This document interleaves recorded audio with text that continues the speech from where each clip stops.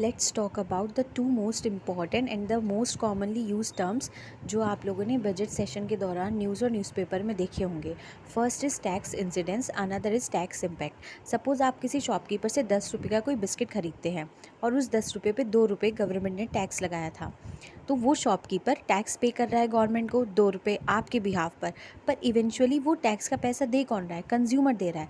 तो जो टैक्स को इवेंचुअली पे करता है वो इंसिडेंस ऑफ टैक्स होता है। तो इस केस में इंसिडेंस ऑफ टैक्स कौन है? कंज्यूमर है। और जो अथॉरिटी को सबमिट कर रहा है हमारे बिहाफ पर यानी कि शॉपकीपर, वो टैक्स इम्पैक्ट है।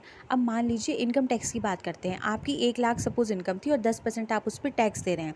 तो यहाँ पे टैक्स देने वाले भी आप हैं यानी कि इंसिडेंस ऑफ टैक्स भी आपका है और टैक्स इम्पैक्ट भी आप ही हैं, क्योंकि इम्पैक्ट टैक्स का आपके ऊपर इसलिए है क्योंकि आप गवर्नमेंट को यानी कि टैक्स कलेक्टिंग अथॉरिटी को आप ही टैक्स सबमिट कर रहे हैं।